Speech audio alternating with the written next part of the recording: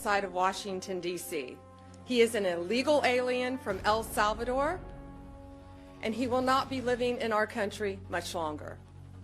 He's in custody. At 11:47 p.m.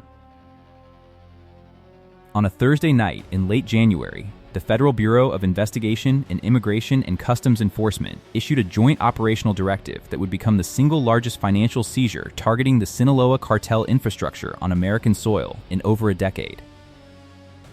The target was not a drug superlab. It was not a border tunnel. It was something far more dangerous. Hidden across 17 locations in Phoenix, Arizona, and 5 border cities spanning Southern California, federal agents had identified what they believed to be the financial backbone of the entire Sinaloa cartel operation in the southwestern United States. $380 million. That is the number investigators would pull from walls, floors, and false ceilings before the sun came up. And the man who made it all possible was not a cartel member. He was a government official with a title, a pension, and a security clearance. His name in the sealed indictment is Marcus Landridge, a border infrastructure commissioner who had spent the last 8 years overseeing road construction, freight logistics, and border crossing improvements across Arizona and Southern California. On paper, he was a dedicated public servant. In reality, he was the architect of the most sophisticated money laundering and cartel protection network federal investigators had ever seen embedded inside a state infrastructure system. This is not a story about drugs moving across the border. This is a story about how the Sinaloa cartel turned American cities into their own private vaults, and how one man with the right connections made sure no one ever looked inside. If you think you understand how deep cartel infiltration goes, you are about to be proven wrong. It starts at 4:11 a.m. in Phoenix. The air is cold and still. Streetlights glow orange across empty avenues. There is no traffic, no movement, just the low hum of a city that does not know it is about to wake up to a war. 43 vehicles roll silently into position across the northern and southern ends of the metro area. FBI tactical units, ICE enforcement teams, DIA special agents, SWAT operators in full black gear with rifles slung low and night vision mounted. They are not here for a single target. They are here for a network.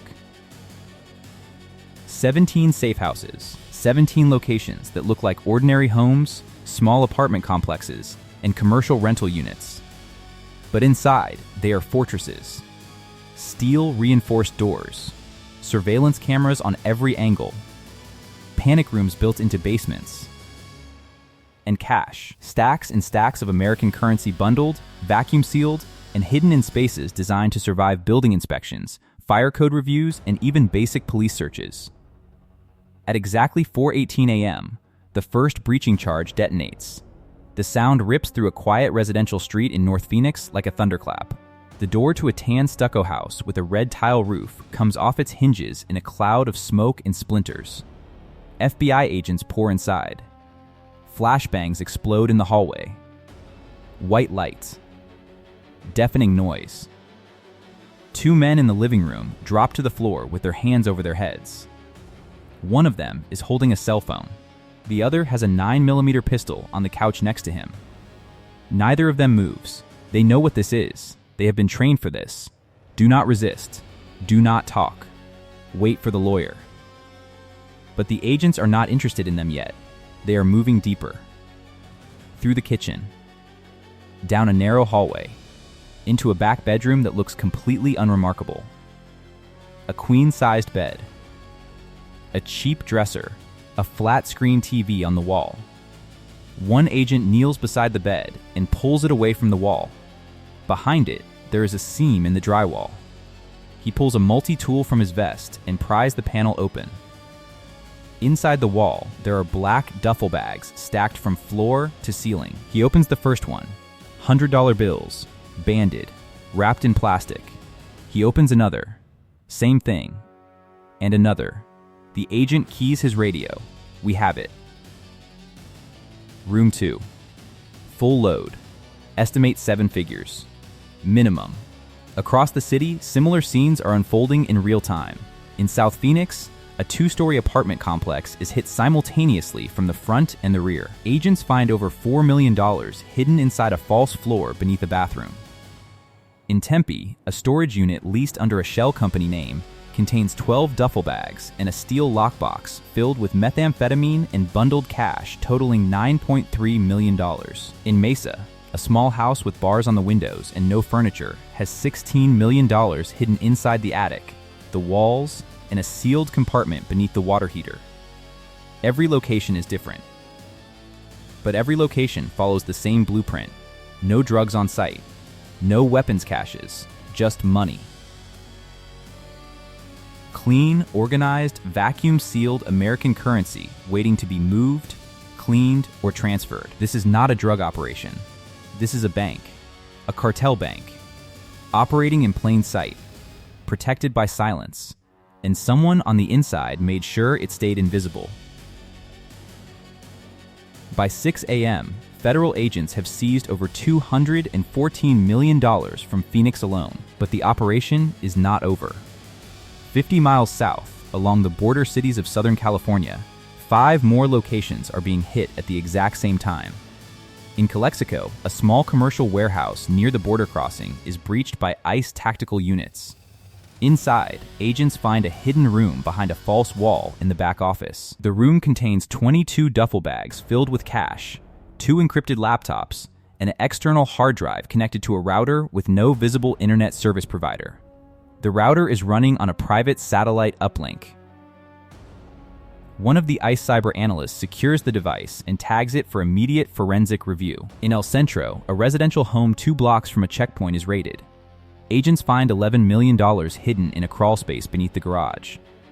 In San Isidro, another safe house yields $34 million and a wall-mounted server rack with 6 hard drives. Every location is connected. Every seizure adds another piece to the puzzle, and when the final count comes in just after 8 a.m., the number is staggering. $380 million. Seized, cataloged, and traced. But the money is not the story. The story is what the hard drives reveal. At 10:22 a.m., inside a secure FBI cyber forensics lab in downtown Phoenix, 3 analysts are huddled around a workstation that looks like something out of a military intelligence center. 4 monitors, encrypted file trees, network diagrams that stretch across the entire screen. It took them less than 90 minutes to crack the first layer of encryption on the drives seized from Calexico and San Isidro. What they find inside is not just financial records. It is a blueprint, a master operations plan with a code name buried in the metadata. Operation Iron Corridor. The name fits. Because what they are looking at is not a smuggling network.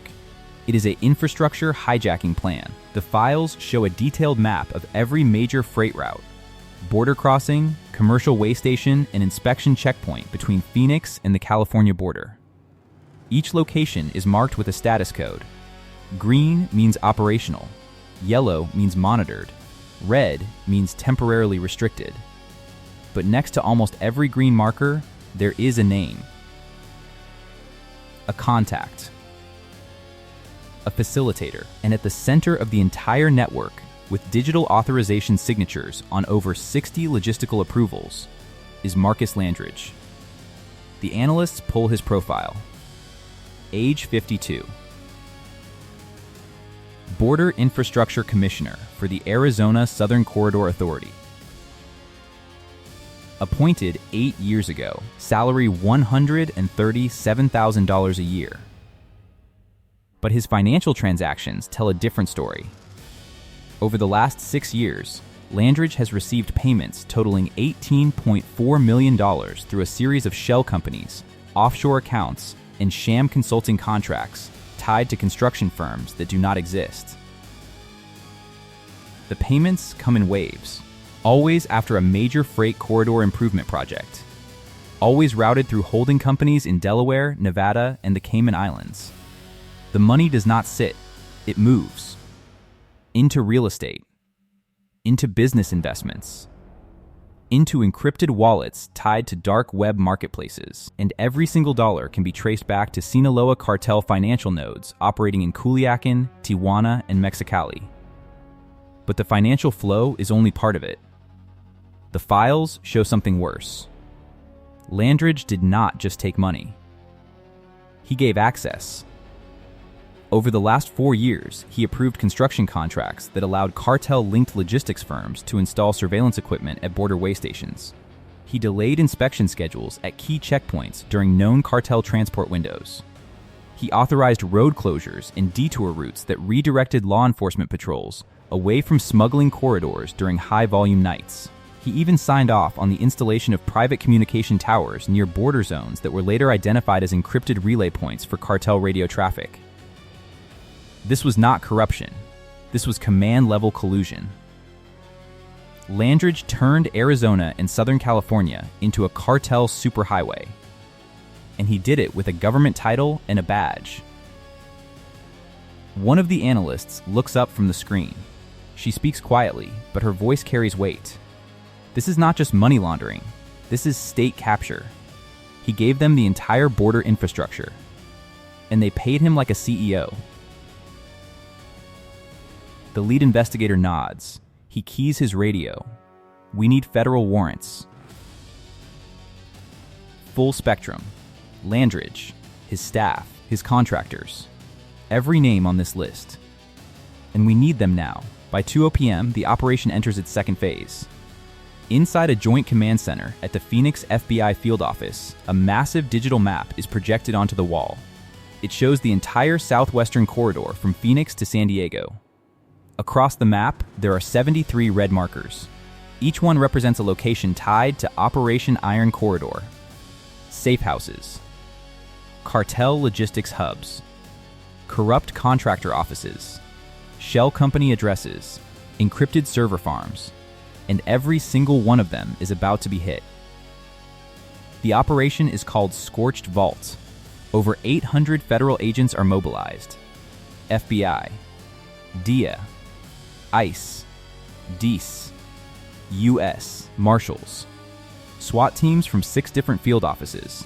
Air support includes 4 Black Hawk helicopters for rapid deployment and surveillance drones for real-time mapping. Naval assets from the U.S. Navy are positioned off the coast of San Diego to monitor maritime routes in case cartel operatives try to flee by sea. This is not a raid. This is an eradication. At 3:47 p.m., the raids begin. In Phoenix, federal agents storm the offices of Frontier Logistics Group, a contractor that received over $40 million in state infrastructure contracts over the last 5 years. Inside, they seize 12 computers, 4 filing cabinets full of falsified invoices, and 3 employees who immediately lawyer up. In Yuma, a warehouse leased under a shell company name is breached. Inside, agents find $2 million in cash, 15 kilograms of cocaine, 78 pounds of methamphetamine, and a stockpile of encrypted radios identical to those used by Sinaloa Cartel operatives in Mexico. In Calexico, a second safe house is raided. Agents find a tunnel entrance hidden beneath a concrete slab in the garage. The tunnel extends 200 feet south and connects to a drainage system that runs parallel to the border fence. It has not been used in weeks, but the walls are lined with LED lights and ventilation fans. This was not an amateur operation. This was engineered. In San Diego, a luxury condo in the Gaslamp Quarter is hit just after 5 p.m. The condo is registered to a holding company tied to Landridge. Inside, agents find 2 laptops, a wall safe containing $340,000 in cash, and a handwritten ledger that lists payments, dates, and initials that match cartel financial controllers identified in previous DIA operations. In the bedroom closet, there is a go bag. Fake passports, prepaid credit cards, a burner phone with 1 contact saved under the name Architect. The phone is seized and sent directly to the FBI cyber unit for analysis. By 9:00 p.m., the seizures are staggering.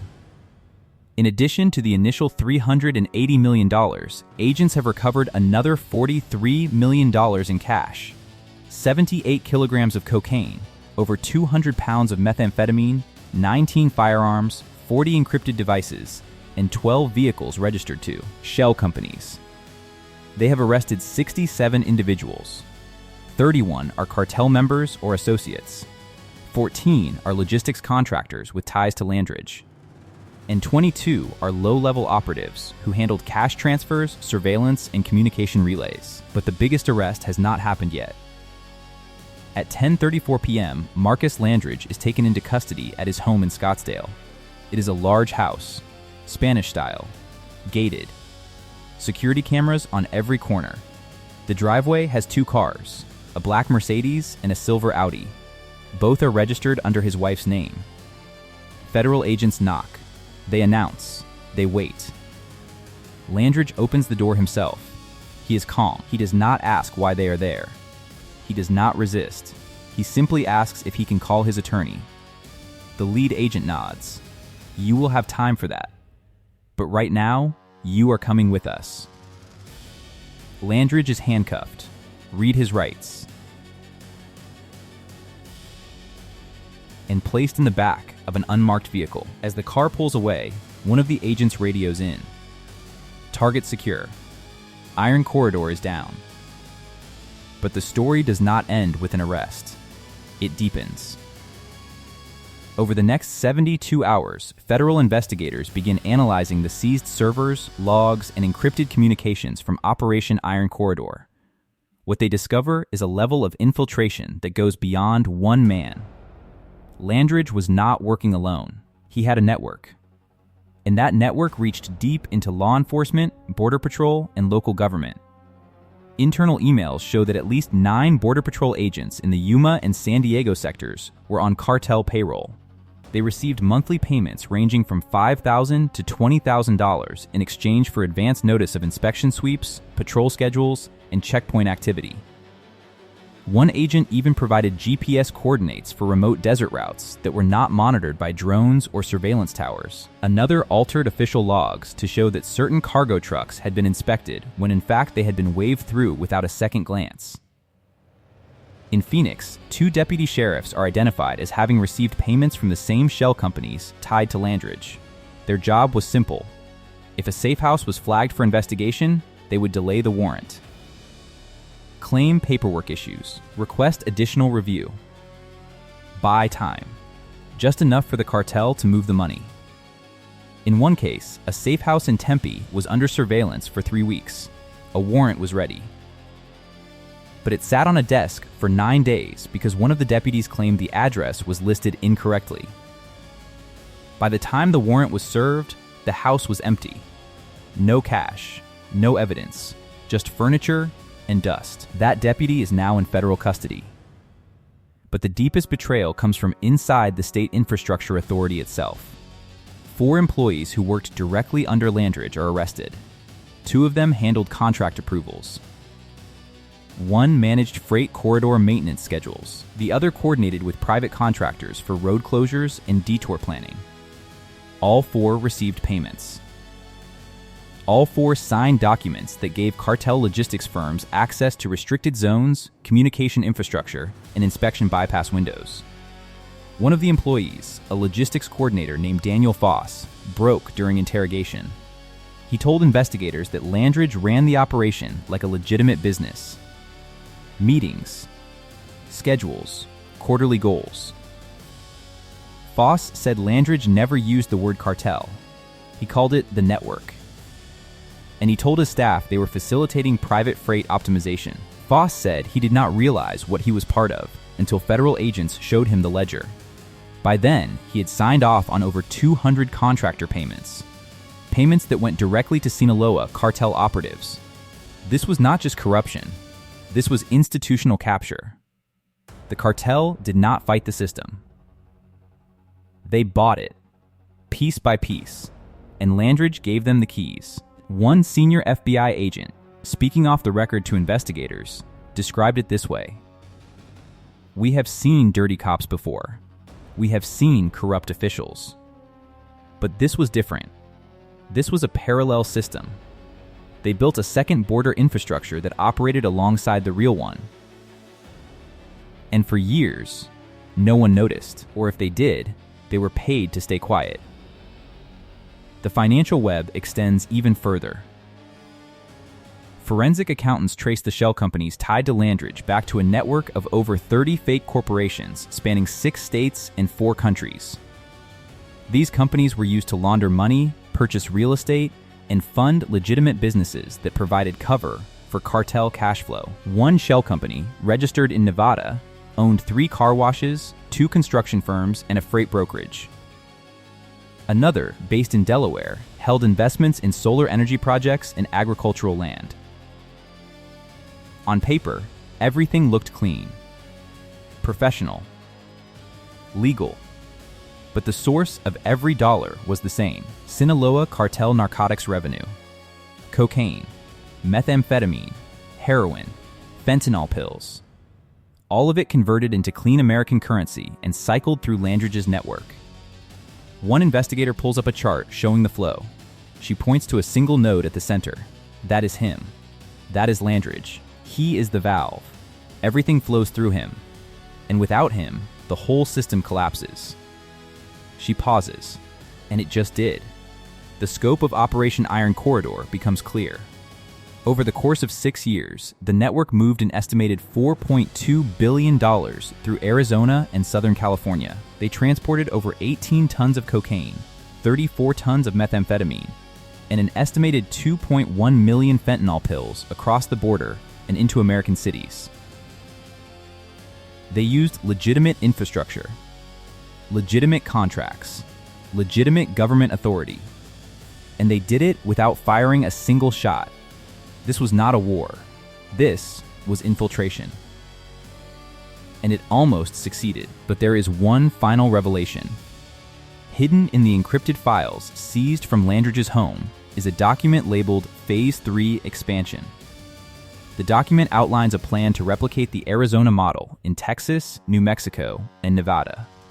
It includes target officials, infrastructure weak points, contractor recommendations, and estimated costs. The plan was already in motion. 2 officials in El Paso had been contacted. A logistics contractor in Albuquerque had been offered a consulting contract. A border infrastructure review board in Las Vegas was being lobbied by a firm tied to the same shell network. If Operation Iron Corridor had not been dismantled, it would have spread. State by state, corridor by corridor, until the Sinaloa Cartel controlled not just the smuggling routes, but the infrastructure itself. One federal prosecutor reviewing the case files put it simply: they were not trying to evade the system, they were trying to become the system. And they almost did. This is the cost. Not just the $380 million seized, not just the arrests, not just the drugs and guns and tunnels.